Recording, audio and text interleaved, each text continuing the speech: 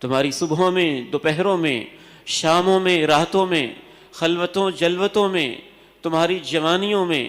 تمہاری پلاننگ میں، منصوبے میں، تمہارے مال میں، جسم میں، جان میں، تمہاری اولاد میں، تمہارے کاروبار میں، تمہارے سٹیٹس میں، تمہاری پوری زندگی میں یہ فکر کتنی ہے کہ میرا کل سنور جائے اور وہ بہتر ہو جائے۔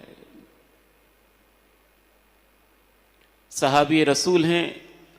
اللہ تعالیٰ کے پاس جا رہے ہیں، موت و حیات کی کشمکش میں ہیں اور دیوار کی طرف منہ کر کے رو رہے ہیں۔ پاس بیٹھنے والے کہتے ہیں کہ آپ اتنا کیوں رو رہے ہیں؟ ایک ہی لفظ میں جواب دیتے ہیں، قلت الزادی وبعد السفری، میں اس لیے رو رہا ہوں کہ سفر بہت لمبا شروع ہونے والا ہے اور میرے پاس سامان بہت تھوڑا ہے۔ وَلْتَنظُرْ نَفْسٌ مَّا قَدَّمَتْ لِغَدٍ وَاتَّقُوا اللَّهَ إِنَّ اللَّهَ خَبِيرٌ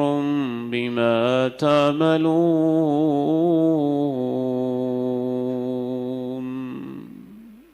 جن کو کل کی فکر ہوتی تھی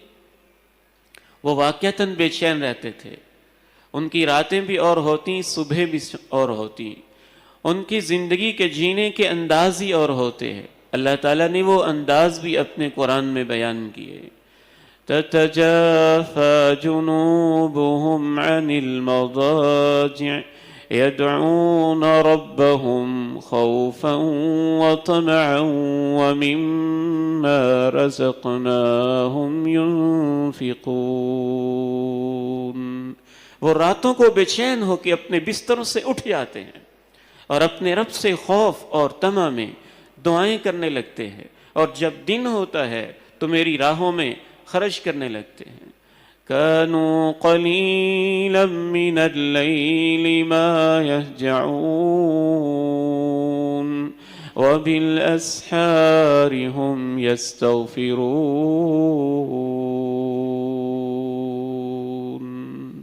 وہ راتوں کو جاگتے رہتے ہیں، دعائیں کرتے رہتے ہیں، اور شہری کا جب وقت ہوتا ہے تو وہ اللہ تعالیٰ سے معافیہ مانگنے لگتے ہیں۔ اس آیت کی تفسیر میں مفسرین نے لکھا کہ اللہ نے تو اپنے بندوں کی یہ شان بیان کی ہے کہ وہ رات جو وہ عبادت میں گزار رہے ہوتے ہیں، اس کی بھی جب سحری کا وقت ہوتا ہے تو پھر بھی اللہ سے معافیہ مانگتے ہیں، اور ان لوگوں کا کیا حال ہوگا جو رات شراب و کباب میں گزارتے ہیں اور دن گناہوں میں گزارتے ہیں، سحری کے وقت معافیہ مانگنے کی پھر بھی توفیق نہیں ہوتی۔ كانوا قليلا من الليل ما يهجعون وبالأسحار هم يستغفرون ولتنظر نفس ما قدمت لغد واتقوا الله إن الله خبير بما تعملون۔ سوچو کل کے لیے کیا کیا ہے، وہ کل جس میں موت کی بے ہوشیاں ہیں، وہ کل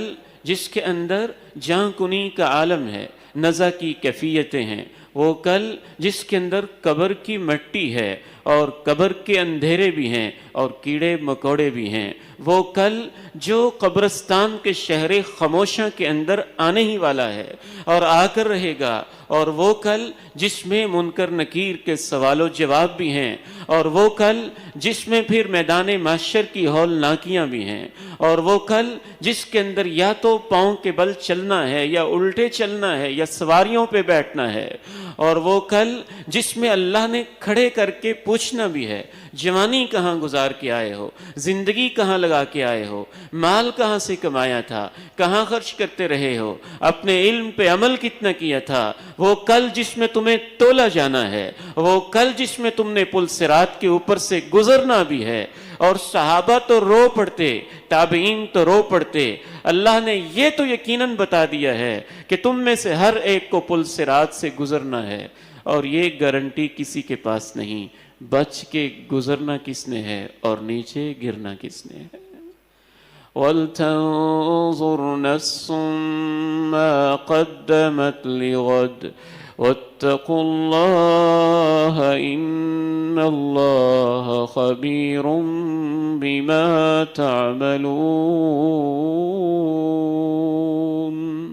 اللہ کے حکموں کی پابندی کرو، بے شک اللہ کو سب خبر ہے جو جو تم کر رہے ہو۔